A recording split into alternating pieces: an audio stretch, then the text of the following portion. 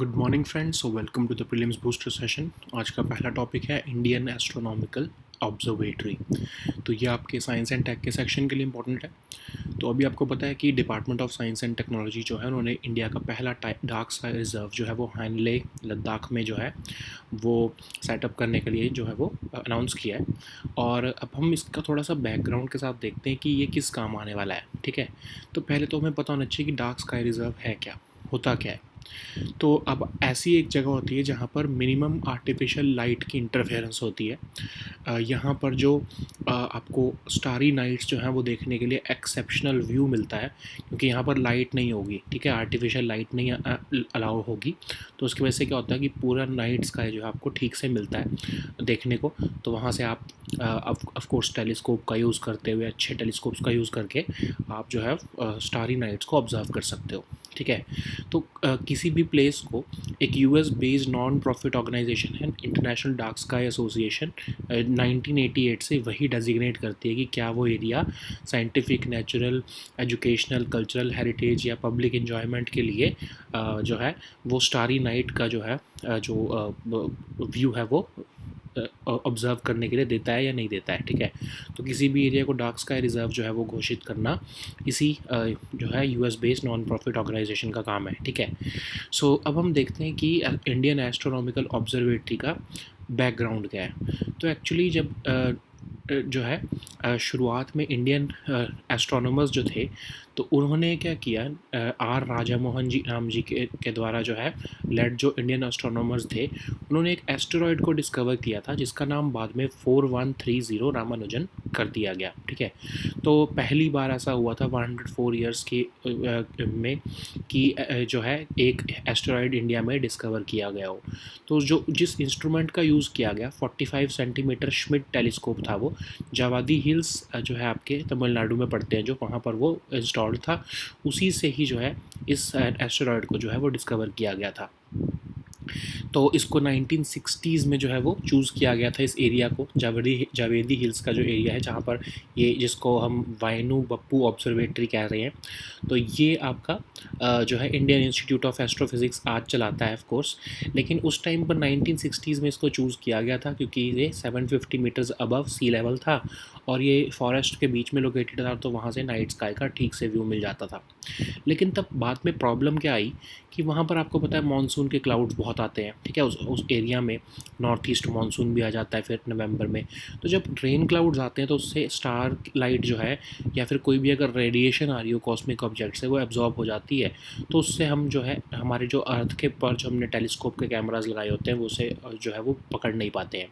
तो इसलिए 1980s में गवर्नमेंट ने क्या सोचा कि हाँ, हमें कोई एक ऐसे एरिया की ज़रूरत है जहाँ पर जो है मॉनसून का इफ़ेक्ट इतना ना पड़ता हो और उसकी हाइट भी ठीक हो। तब सर्च करनी शुरू की गई, तो तब देखा गया कि हाँ, ड्राई एक हाई ऑल्टीट्यूड डेजर्ट है जिसका नाम है हानले लद्दाख में, उसको चूज़ किया गया। ठीक है, तो इसको ये हमारे लिए सबसे बेस्ट रहा क्योंकि ये आपके हानले जो है 14,000 फीट अबव सी लेवल भी है और इतना ड्राई है, यहाँ पर इतनी कम बारिश होती है जितनी एटाकामा डेजर्ट जो है आपके चिले में वहाँ पर बारिश होती है। ठीक है, सो लगभग 270 क्लियर नाइट्स यहाँ पर देखने को मिलती हैं। यहाँ पर इतने बादल भी नहीं होते हैं, क्लाउडी भी नहीं होता है इतना। ठीक है, one of the world highest sites है ये आपके ऑप्टिकल इंफ्रारेड या गामा रे टेलीस्कोप सेटअप करने के लिए। यहाँ पर क्लियर नाइट्स होती हैं, मिनिमल लाइट पोल्यूशन है और बैकग्राउंड एरोसोल कंसंट्रेशन भी इतना ज़्यादा नहीं है, बहुत ही ड्राई एटमॉस्फेरिक कंडीशन है और यहाँ पर अनइंटरप्टेड मानसून भी नहीं आता है। ठीक है, सो जो है ग्लोबल स्टैंडिंग, अब यहाँ पर हमने देखते हैं कि हमने अपार्ट फ्रॉम ये जो है आपका इंडियन ऑब्जर्वेटरी जो है, इसमें क्या क्या यहाँ पर हमने कौन कौन से टेलीस्कोप्स लगाया, क्या क्या ऑब्जर्व किया जा रहा है। तो यहाँ पर एक major atmospheric Cherenkov experiment telescope लगाया गया जिसको हम मेस कहते हैं। ये क्या है, 9th हाईएस्ट ऑप्टिकल टेलीस्कोप है और इसको Bhabha atomic research centre, Tata institute of fundamental research, electronics corporation of India और जो आपका IIA बेंगलुरु है, उन्होंने मिलकर बनाया। अब ये क्या करता है, चेरेनकोव रेडिएशन को स्पेस में से डिस्कवर करता है। चेरेनकोव रेडिएशन क्या होता है, एक ऐसी स्पेशल काइंड ऑफ लाइट है, गामा रेज में से निकलती है, उसको ऑब्जर्व करता है, ठीक है, जो कि किसी डाइंग स्टार या फिर कुछ गैलेक्टिक इवेंट्स में से जो है जब गामा रेज निकलती है उसमें से जो लाइट निकलती है उसको ऑब्जर्व करती है। ये इसको हम क्या चेरेनकोव रेडिएशन भी कहते हैं, ठीक है। यहाँ पर ही हिमालयन चंद्रा टेलीस्कोप भी लगाया गया है, जो कि जिसमें एक मेटालिक कैप्सूल है जो कि ओल्डेस्ट है उसका पार्ट, और वो साल 2000 से एक्टिव है। एक इसमें ऑप्टिकल इंफ्रारेड टेलीस्कोप है, आपके जो है विजिबल रेंज की जो लाइट है उसको डिटेक्ट करने के लिए लगाया गया है, और इसको इंफ्रारेड स्पेक्ट्रम को भी डिटेक्ट कर लेता है ये, ठीक है। इसका जो सेकंड कैप्सूल है हिमालयन चंद्रा टेलीस्कोप का, वो उसका नाम है ग्रोथ इंडिया टेलीस्कोप। ये ऐसी कॉस्मिक इवेंट्स जो है उनको ऑब्जर्व करता है, जैसे कि जो गामा रे बस्ट है, या फिर अगर एस्टेरॉइड्स का जो पाथ जो है वो उसको जो है ट्रैक करता है ये, ठीक है। एक ऐसे ही high altitude gamma ray telescope, HAGAR भी नाम का भी एक जो है टेलीस्कोप वो लगाया गया है, जो ऑफ कोर्स वो भी आपके चेरेनकोव रेडिएशन को जो है वो ऑब्जर्व करता है, ठीक है। सो इसलिए हैनले साइट जो है वो बहुत ही आपकी सूटेबल रही। यहाँ पर हमको स्टारी नाइट्स जो है वो देखने के लिए बहुत ही अच्छा व्यू मिलता है। नेक्स्ट हमारा टॉपिक है online gaming industry in India, governance के लिए टॉपिक इंपॉर्टेंट है। तो एक टास्क फोर्स सेटअप की थी ministry of electronics and information technology ने कि कैसे हम ऑनलाइन गेमिंग इंडस्ट्री को कंट्री में रेगुलेट करें। तो ये ऑफ कोर्स एक उन्होंने कहा है कि आप एक सेंट्रल रेगुलेटरी बॉडी बना सकते हो और ऑनलाइन गेमिंग जो है उसको prevention of money laundering act के अंदर लेके आ सकते हो, ठीक है। सो उन्होंने रिकमेंडेशंस क्या दी हैं टास्क फोर्स ने, उन्होंने कहा एक सेंट्रल लेवल लॉ होना चाहिए ऑनलाइन गेमिंग को रेगुलेट करने के लिए, और जो कैजुअल गेम्स हैं जैसे जिसमें अब आपको पता है ना ऑनलाइन गेमिंग कैसी होती है, एक होती है कि जिसमें आप अपना स्किल यूज़ करते हो। जब अपना स्किल यूज़ करते हो, जैसे आप कोई कार्ड गेम है, ठीक है, तो उसमें आप स्किल यूज़ कर रहे हो, वो आपकी लक बेस्ड गेम तो नहीं है ना, वो आप अपना स्किल यूज़ करके उसको खेलते हो, उससे पैसे जीतते हो।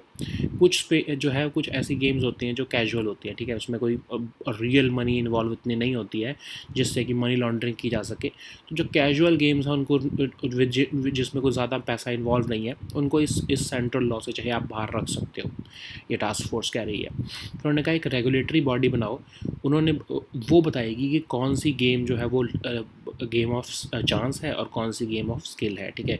जैसे कार्ड गेम जैसे है, अगर वो गेम ऑफ स्किल होती है कि एक पर्सन को अच्छे से कार्ड खेलने आते हो, या फिर चेस है जैसे, तो वो एक गेम ऑफ स्किल है। गेम ऑफ चांस कौन सी होती है, जैसे बैटिंग करते हैं जो लोग, ठीक है, तो वो गेम ऑफ चांस है। कोई गैम्बलिंग करते हैं, ऑनलाइन फॉर्म ऑफ गैम्बलिंग जैसी होती है, वो गेम ऑफ चांस होती है, तो उसका फोर्स उसको जो है रेगुलेट किया जा सकता है। फिर उन्होंने बोला 3 टियर डिस्प्यूट रेजोल्यूशन मैकेनिज्म लेके आओ जिससे कि ऑनलाइन स्ट्रीमिंग सर्विसेज में यूज़र्स को जो है वो एक तरह से ग्रीवेंस रिड्रेसल का मौका मिले। फिर डोमेस्टिक हो या फॉरेन हो, उन सब को इंडियन लॉ में एक लीगल एंटिटी की तरह इनकॉर्पोरेट होना पड़ेगा, अपना बिजनेस सेटअप करना पड़ेगा ऑनलाइन गेमिंग प्लेटफॉर्म्स को। लेकिन अब हमको सेंट्रल लेवल लॉ लाने की ज़रूरत क्यों पड़ रही है, क्योंकि एक्चुअली ऑनलाइन गेमिंग अभी तक एक स्टेट सब्जेक्ट है, और स्टेट गवर्नमेंट जो है वो बहुत मुश्किल होती है उनको कुछ ऐसे रूल्स जैसे कि जियो ब्लॉकिंग करना उन ऐप्स की जो कि उनकी स्टेट की टेरिटरी में जो ऑपरेट कर रही हैं, लेकिन वो उनके लिए हार्मफुल है, या फिर उनका रेवेन्यू लॉस होता है जब। फिर इससे क्या होता है कि हर स्टेट में अलग अलग पॉलिसी होती है, तो इनकन्सिस्टेंसी आ जाती है। अब स्टेट गवर्नमेंट्स के पास उतनी पावर्स भी नहीं होती लाइक सेंट्रल गवर्नमेंट कि वो किसी भी ऑफ शोर बैटिंग साइट को जो है वो बैन कर सकें, ठीक है। तो इसके लिए एक सेंट्रल लेवल लॉ की ज़रूरत है। तो ऑनलाइन गेमिंग मार्केट जो है इंडिया में वो बहुत बढ़ती जा रही है। 1.5 बिलियन डॉलर की मार्केट हो चुकी है इंडिया में 2022 में, कहा जा रहा है ये 2025 में 5 बिलियन डॉलर की मार्केट बनने वाली है, ठीक है। लगभग 38% के ग्रोथ लेवल से ये बढ़ रही है 2017 से 20 के ये आंकड़ा देखें तो, ठीक है। नेक्स्ट हमारा टॉपिक है credit guarantee scheme for startups, economy के लिए टॉपिक इंपॉर्टेंट है। तो DPIIT जो है मिनिस्ट्री ऑफ कॉमर्स में, उन्होंने credit guarantee scheme for startups को नोटिफाई कर दिया है। इसमें क्या होगा कि जो कुछ जो लोन्स लिए हैं जो आपके स्टार्टअप्स ने, उनकी क्रेडिट गारंटी दी जाएगी इस DPIIT द्वारा। रादर मतलब ये स्कीम को इम्प्लीमेंट तो कर रहे हैं national credit guarantee trustee company limited, तो ये ऑफ कोर्स क्रेडिट गारंटी देंगे ऑन बिहाफ ऑफ स्टार्टअप्स जो उन्होंने लोन दिए हैं स्टार्टअप्स ने आपके फाइनेंशियल इंस्टीट्यूशन से, बैंक से या NBFC से। तो एक तरह से ये एक अम्ब्रेला स्कीम बन जाएगी जो भी आपके बैंक्स या NBFCs जो हैं आपके स्टार्टअप्स को लोन देंगे, तो उनके स्टार्टअप्स के बिहाफ पर जो है ये CGSS जो है ये क्रेडिट गारंटी देने वाला है। ठीक है, तो कहा जा रहा है कि 10 करोड़ तक के लोन या फिर जितना एक्चुअल लोन है उन जो भी कम अमाउंट होगी उतने तक की जो है क्रेडिट गारंटी जो है ये स्कीम के अंदर जो है ऑन बिहाफ ऑफ स्टार्टअप्स दी जाएगी। और इसमें जो है एक मैनेजमेंट कमेटी और रिस्क एवेल्यूएशन कमेटी भी बनाएगा DPIIT, ताकि इस स्कीम की ओवरसाइट कर सके। ठीक है, national credit guarantee trustee company limited जो है वो इस स्कीम को ऑपरेट करेगी। ओके, सो नेक्स्ट हमारा टॉपिक है मेमोरेंडम ऑफ प्रोसीजर। ये आपके गवर्नेंस के लिए टॉपिक इंपॉर्टेंट है। तो MOP जो है वो चीफ जस्टिस ऑफ इंडिया के अपॉइंटमेंट के लिए उसको जो है वो शुरू कर दिया गया है। तो उसमें क्या होता है कि जो हमारे लॉ एंड जस्टिस मिनिस्टर होते हैं वो अभी इनकम्बेंट जो चीफ जस्टिस ऑफ इंडिया होते हैं उनको पूछते हैं कि बताओ अगला वो सक्सेसर कौन सा चाहते हैं। ठीक है, तो एक्चुअली ये सिर्फ एक प्रोसीजर होता है। वैसे तो आपको पता ही है कि सीनियर मोस्ट जज जो भी होगा नेक्स्ट वो ऑफ कोर्स अगला चीफ जस्टिस होता है। जैसे अभी chief justice UU Lalit ji हैं, वो November 8 को रिटायर हो रहे हैं, तो उससे नेक्स्ट जो चीफ जस्टिस हैं वो हम सबको पता ही नहीं है कि चंद्रचूड़ जी हैं। लेकिन ऑफ कोर्स ये एक फॉर्मेलिटी है मेमोरेंडम ऑफ प्रोसीजर के अंदर, जिसमें जो है CJI जो ललित जो है वो नाम जो है रिकमेंड करेंगे चीफ जस्टिस DY चंद्रचूड़ जी का। ठीक है, तो ये मेमोरेंडम ऑफ प्रोसीजर जो है अपॉइंटमेंट ऑफ जजेस के लिए यूज़ किया जाता है और कोई लेजिस्लेशन में मैंडेटेड नहीं है, कोई कॉन्स्टिट्यूशन में मैंडेटेड नहीं है। बस जो आपके 3 डिसीजन जो सुप्रीम कोर्ट के थे, फर्स्ट जजिस केस, सेकंड जजिस केस और थर्ड जजिस केस, उससे ये धीरे धीरे इन्वॉल्व हुआ है। ठीक है, 1999 में ये पहली बार इसका यूज़ करना शुरू किया गया और इसको 2016 में जब NJAC की जजमेंट आई थी उसके बाद से दोबारा से रिव्यू किया गया है। ठीक है, अब इसमें यही होता है, यूनियन मिनिस्टर ऑफ लॉ जो है वो एक सही टाइम पर एंड अप्रोप्रिएट टाइम क्या होता है, जनरली कन्वेंशन ऐसी है कि 1 महीना पहले जब वो आपके करंट जो sitting chief justice of India होते हैं जब वो रिटायर होने वाले होते हैं, तो उससे 1 महीना पहले जो है जो आपके लॉ मिनिस्टर होते हैं वो उनसे पूछते हैं कि आपका जो है नेक्स्ट जो है CGI कौन होगा। ठीक है, सो नेक्स्ट हमारा टॉपिक है SC status for Dalit converts. आपके ये भी जो है सोशल इश्यूज़ के लिए इंपॉर्टेंट है।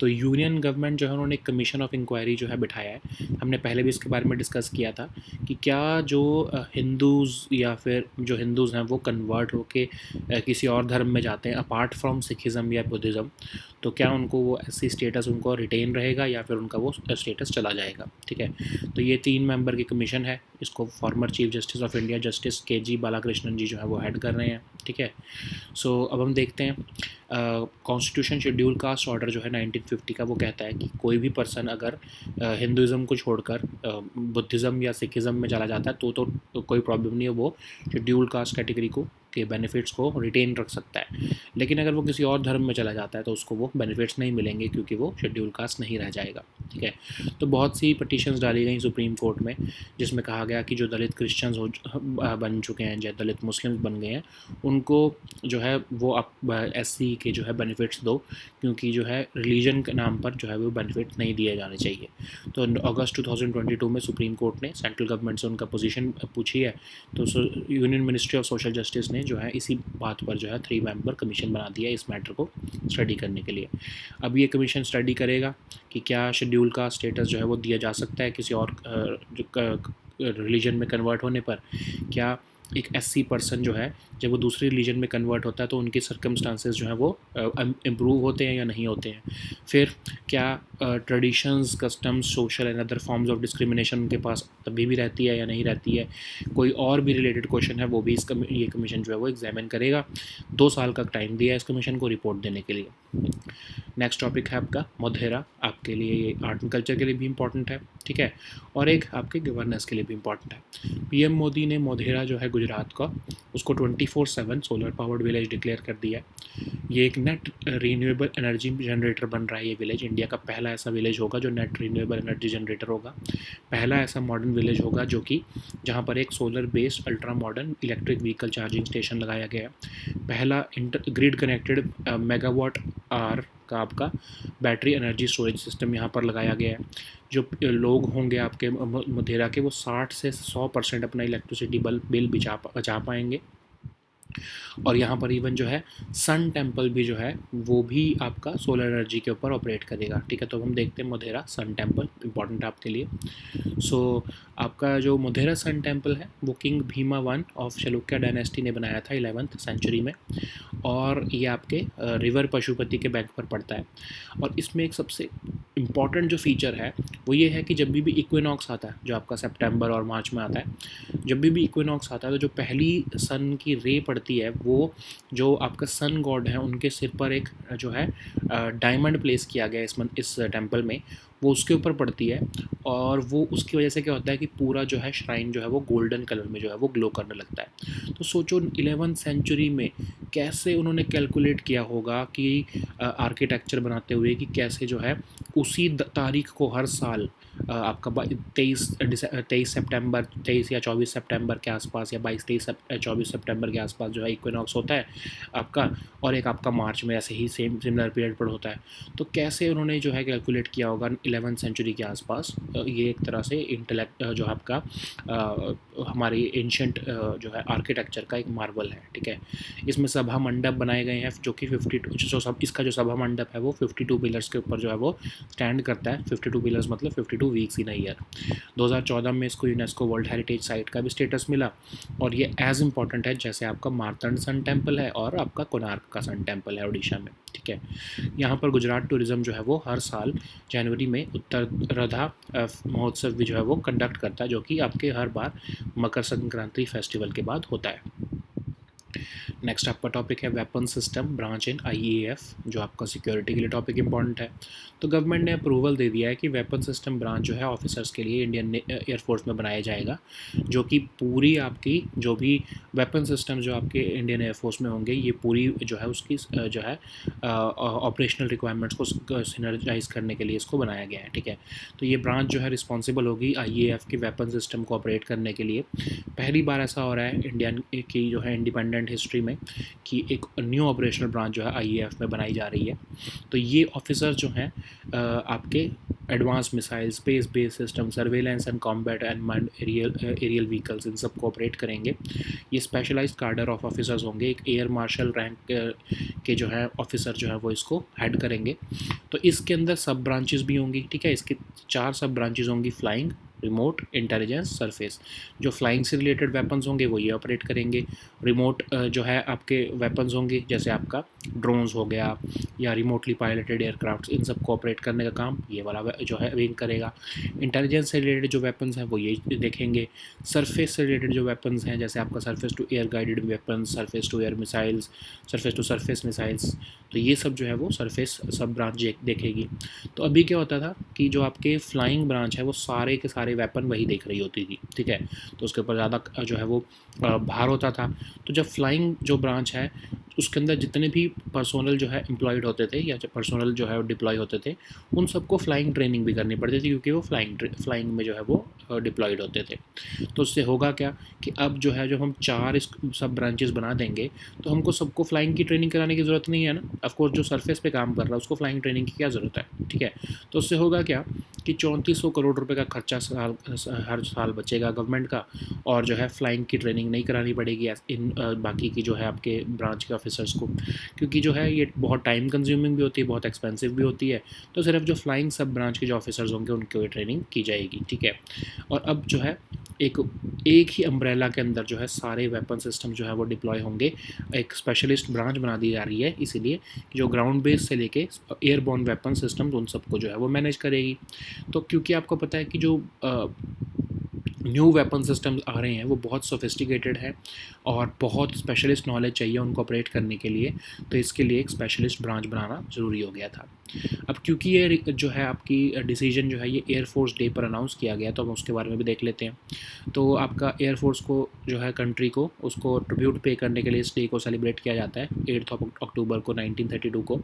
इसी दिन जो आई एम सॉरी 8 अक्टूबर 1932 को ही जो है एयरफोर्स जो है इस्टेब्लिश की गई थी इंडिया में। इसका नाम शुरुआत में ऑफकोर्स रॉयल एयरफोर्स था। तो शुरुआत में इसको जो है ब्रिटिश जो एयरफोर्स थी उसको कॉम्प्लीमेंट करने के लिए, उसको सपोर्ट करने के लिए इसको बनाया गया था, ताकि जो जापानीज़ बेसिस हैं बर्मा में उसको जो है वो अटैक कर सके। ठीक है। सो नेक्स्ट हमारा टॉपिक है फॉरेक्स रिजर्व्स, आपके इकोनॉमी के टॉपिक के लिए इंपॉर्टेंट है। तो इंडिया के जो फॉरेक्स रिजर्व्स हैं वो 110 बिलियन डॉलर से जो है वो फॉल हो गए हैं in the last 13 months. Lowest level पर पहुंच गए हैं इस टाइम पर, हमारे जुलाई 2020 से के बाद से जो है सबसे कम लेवल पर इस टाइम पर पहुंचे हैं। बिकॉज आपको पता है कि डॉलर बहुत ज़्यादा अप्रिशिएट हो रहा है, हमारी जो है क्रूड ऑयल के प्राइसेस भी बहुत ज़्यादा बढ़ रहे हैं, तो उसकी वजह से जो है फॉरेक्स रिजर्व्स पर फ़र्क पड़ रहा है। टेम्पररी फिनोमिना है, डरने की ज़रूरत नहीं है। ठीक है, ऑफकोर्स। सो फॉरेक्स रिजर्व्स क्या होते हैं? हमारे एक्सटर्नल एसेट्स जो हम कंट्री हमारी होल्ड करती है in the form of gold हो गया, एसडीआर जो आपका आईएमएफ का होता है, या फॉरेन करेंसी एसेट्स, उनको हम टोटल जो होता है उसको हम फॉरेक्स रिजर्व्स कहते हैं उसे। ठीक है, ऑफकोर्स कौन करता है इंडिया में कंट्रोल उसको? Reserve bank of India. तो फॉरेन करेंसी एसेट्स आपके किसी भी फॉरेन करेंसी में हो सकते हैं, चाहे यूएस डॉलर हो, यूरो हो, ब्रिटिश पाउंड स्टर्लिंग हो, ऑस्ट्रेलियन डॉलर हो, जापानीज येन हो। ठीक है। सो गोल्ड, हमने गोल्ड, हमारे पास गोल्ड कितना पड़ा है? एसडीआर क्या है? करेंसी है जो आपकी आईएमएफ की। ठीक है। सो रिजर्व करेंसी जो हमारी कंट्री के आईएमएफ के साथ होती है उसको हम एसडीआर कहते हैं। जो हमारी कैपिटल पड़ी होती है आईएमएफ के पास, रिजर्व कैपिटल, उसको हम आरटीपी कहते हैं, रिजर्व ट्रांस पोजीशन। सो अब कौन से फैक्टर्स अफेक्ट करते हैं फॉरेक्स रिजर्व्स को? FPI inflows.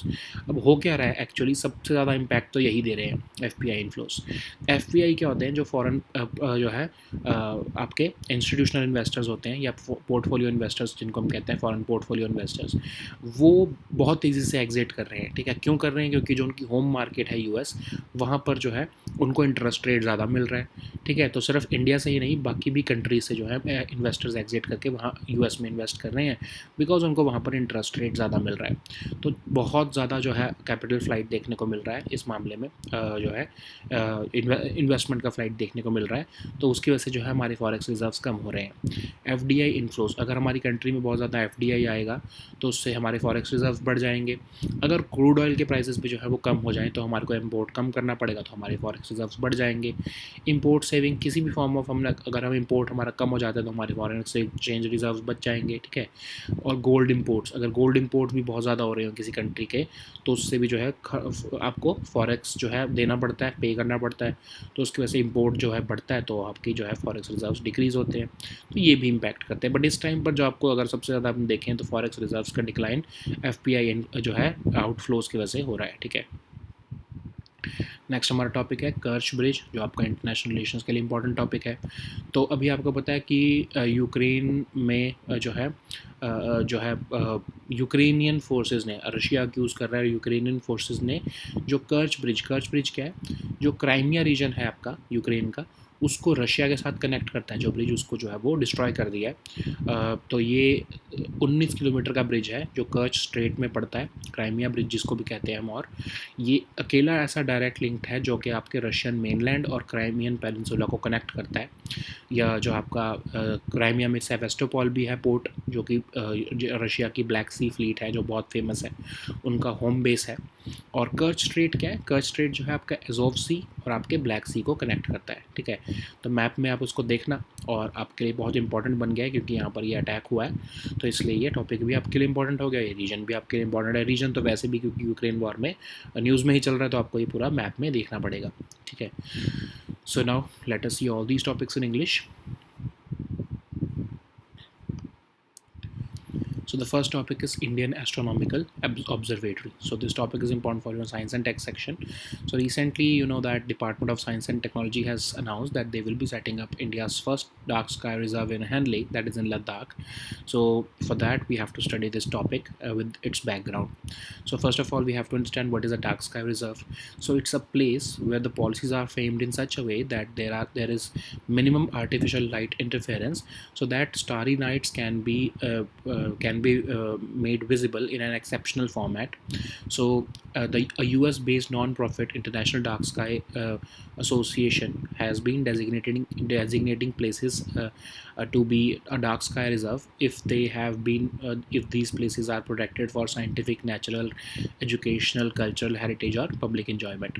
So basically these places are areas where there is minimum artificial light, so that it gives a better view or a very dark view, so that we can observe the night sky through our telescopes, okay, or other instruments.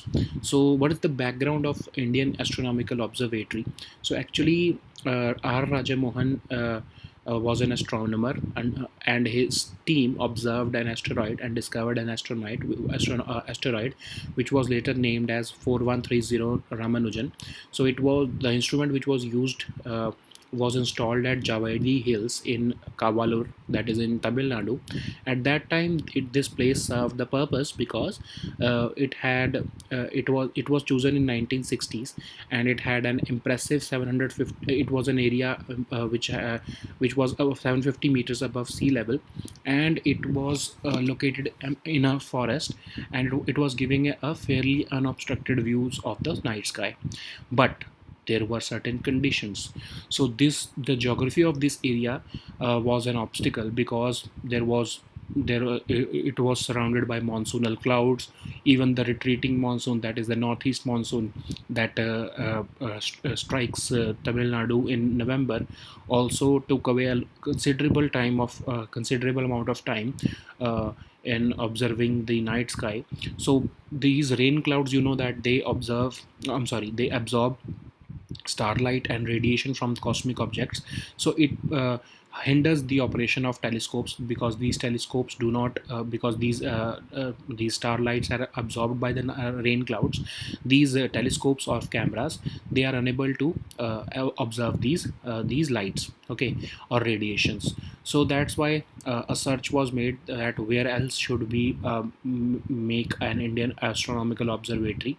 So a dry high altitude region called Hanle in Ladakh was chosen, because it was already 14,000 feet above sea level, and it was as dry as the Atacama Desert of Chile. Okay, so almost 270 clear nights in a year of amount of time was given by Hanley.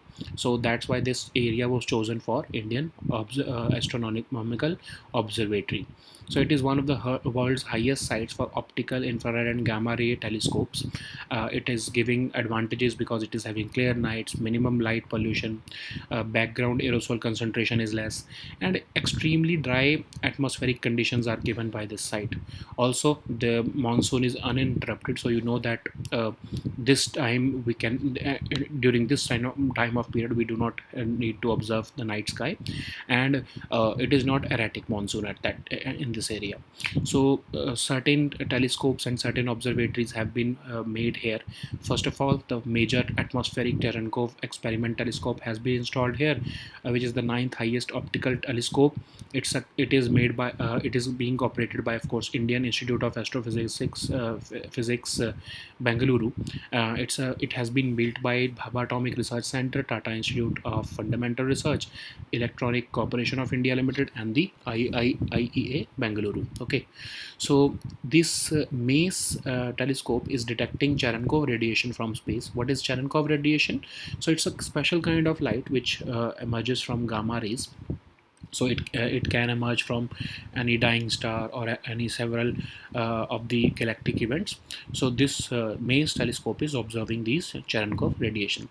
Similarly, there is Himalayan Chandra telescope, which is detecting the infrared spectrum or any light from the visible range of electromagnetic spectrum. It is also tracking cosmic events through the growth India telescope, like your gamma ray bursts or the path of asteroids. Similarly, there is one more high altitude gamma ray telescope which is also looking at the Cherenkov radiation.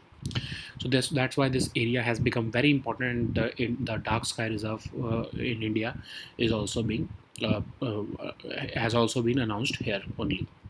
So the next topic is online gaming industry in India. This topic is important for the governance section. So recently, the Ministry of Electronics and Information Technology had set up a task force to regulate the online gaming industry in India. So this task force has given its suggestion that you should create a central regulatory body and bring online gaming under the purview of Prevention of Money Laundering Act. So what are the recommendations of this task force? So it is saying that a central level law is necessary for regulating the online gaming industry, and if there is are we should see if there is any game which involves real money, or there are also free games of skill. So you do not need to regulate these free games under this law, central law, but for that a central regulatory body should be framed to determine which game should be regulated and which should not be regulated. Also, for users, a three-tier dispute resolution mechanism should also be provided, and all these games, or all these companies of online gaming platforms, whether domestic or foreign, they must be registered in India as a legal entity, incorporated under the Indian law. So why a central level law is being required? Because you know that online gaming is currently being regulated by the state governments, but they find it very difficult to enforce certain rules like geo blocking certain apps which are within the territory of their state. And because of that, you know that inconsistencies are there. Several states are forming several uh, uh, other measures to regulate these online gaming platforms. So state governments do not even have the enough powers like blocking, like that of blocking, which the central government possesses. And this online gaming industry in India is booming. It currently stands at $1.5 billion in 2022, and it is expected to reach almost $5 billion in 2025. So almost 38% growth has been seen in this industry. That's why a central level regulatory law has been made essential.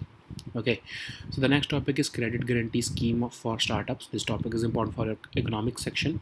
So DPIIT, Ministry of Commerce, has announced this establishment of this credit guarantee scheme for startups. So it will be a kind of an umbrella based scheme in which the credit guarantee would be given to the startups who have taken loans from the financial institutions like banks or NBFCs. So the loan amount would be capped at 10 crore per loan, or the actual amount that has been taken, and the actual amount of loan that has been taken by startups from the financial institution, whichever is of course less. So for reviewing this scheme, a management committee and a risk evaluation committee will also be formed, but the scheme would be implemented by this National Credit Guarantee Trust Company Limited, which would be giving credit guarantee on behalf of these startups. So the next topic is memorandum of procedure. This topic is important for both polity and governance section. So as per the memorandum of procedure for the appointment of Chief Justice of India, Ministry of Law has sent a letter to the sitting Chief Justice of India just 1 month before his retirement to appoint his successors. So of course we all know that the next Chief Justice of India would be Justice Chandrachud ji, because he's the second senior most judge on the bench currently. And as CJI UU Lalit would retire on November 8th, the next in line is of course Justice Chandrachud ji. So this is just a formality, this memorandum of procedure. It is used for appointment of judges. It is neither mandated through any legislation nor to the constitution, but it has evolved through the cases or the Supreme Court judges cases. You know that first judge's case, second judge's case, and third judge's case. This MOP has evolved from them only. So MOP was first drawn up in 1999, but it was re-evaluated in 2016 after the Nanjak judgment. So it says that at an appropriate time. So this appropriate time is, as per convention now, is 1 month before the retirement of the sitting Chief Justice of India. The law minister asks or takes advice of the outgoing Chief Justice of India regarding the appointment of the next Chief Justice of India. Okay. So the next topic is SC status for Dalit converts. This topic is important for your social issues. So we've already discussed about this topic also earlier. So Union government has recently formed a commission of inquiry to examine the issue of whether a scheduled caste status can be accorded to Dalits who convert to religions other than Sikhism or Buddhism from Hinduism. Okay, so this three-member commission would be headed by former Chief Justice of India, Justice K.G. Balakrishnan ji, and you know that as per the Constitution Scheduled Caste Order of 1950, no person who converts from Hinduism to other than Buddhism or Sikhism can continue to avail the benefits of scheduled caste status. So a bench of petitions were filed in the Supreme Court that the Dalits who have converted to Christianity or Muslims should also be given the benefits of SC status, because there should be no religion criteria for them. Okay, so for that, in August 2022, Supreme Court directed the center to submit their current position on this issue, and in light of that, the Ministry of Social Justice and Empowerment has constituted this committee to study the matter. So what would the commission study? Of course, it's a three-member commission. It would examine the issue of whether SC status can be accorded to Dalits who have converted to other religions other than Sikhism or Buddhism, and it will also look into the changes that an SC person goes through after converting to another religion. It will also examine the traditions, customs, social and other forms of discrimination that an SC person undergoes, even if after changing their religion. It will also examine other related questions, and they have been given a 2-year deadline for that. So the next topic is Modhera. This topic is important for your art and culture section. PM Modi has recently declared Modhera in Gujarat as 24/7 solar powered village.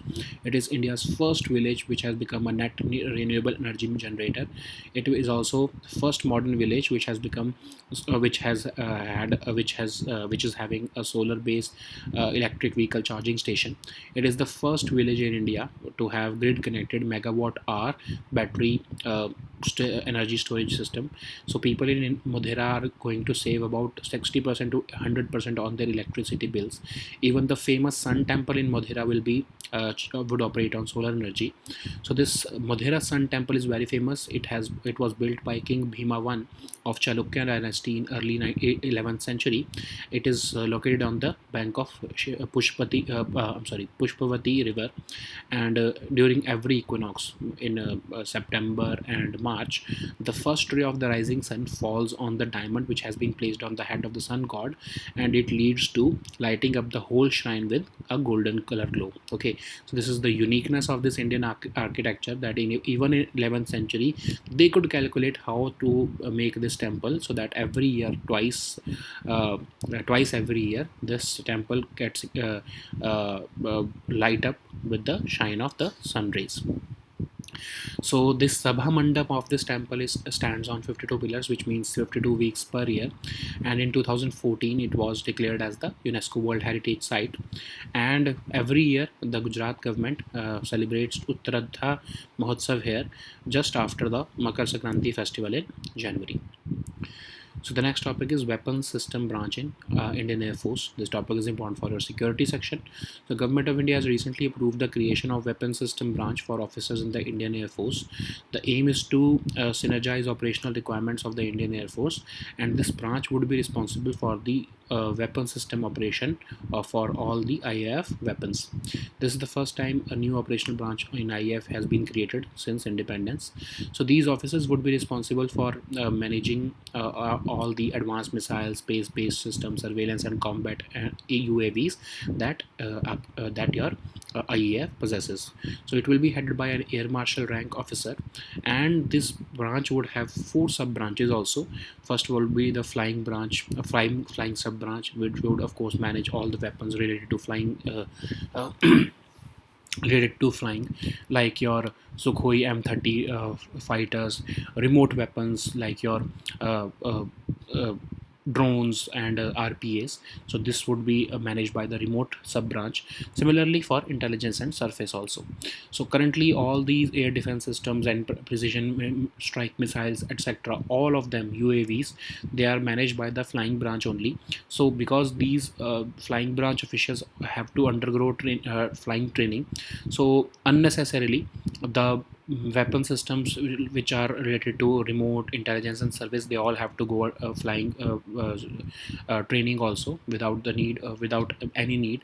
So it costs the exchequer, and now the government would be able to to save almost 3400 crore rupees per year due to reduced expenditure on flying training of these three branches or sub branches. Also, all the weapon systems of the IAF would be unified under one umbrella now.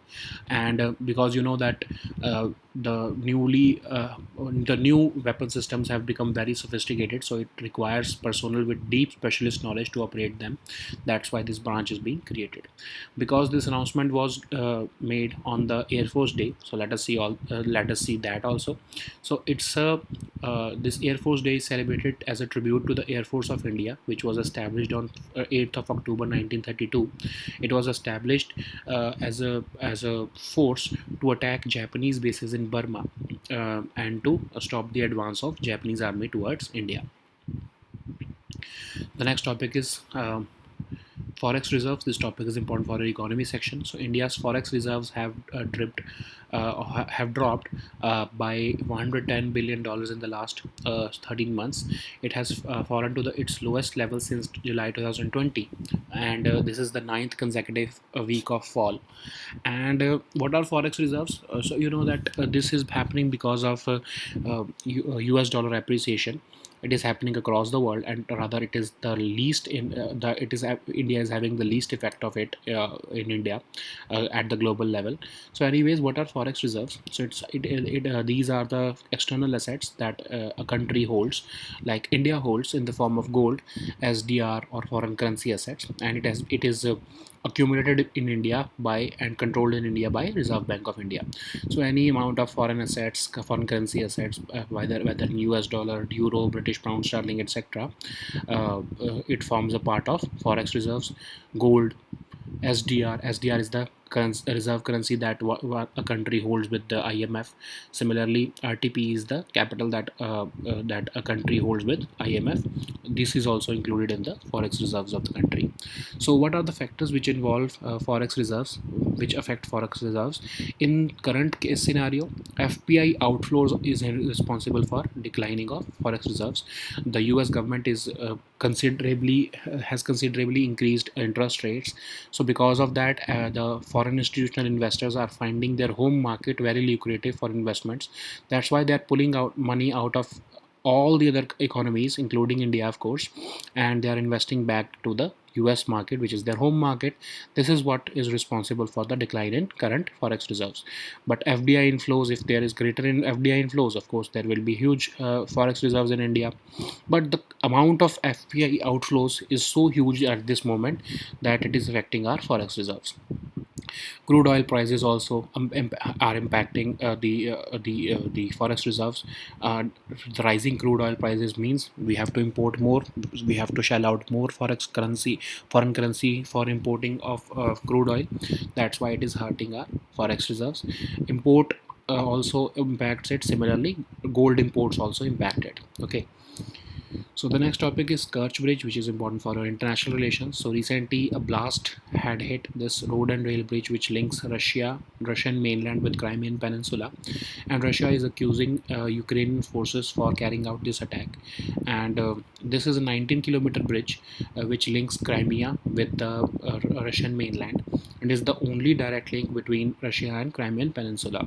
So Crimea, of course, is very important because Sevastopol port is located there, which is historically the home base of Russia's Black Sea Fleet. So what is Kerch Strait? So Kerch Strait is a strait which connects Azov Sea with the Black Sea. So because this attack has happened, and it could be instrumental now in the Ukrainian war, and because this region has been in news since the last few months, so it is important that you see it in the map also. Okay, so these were our topics for today. We'll meet next time with new topics. Until then, goodbye and take care.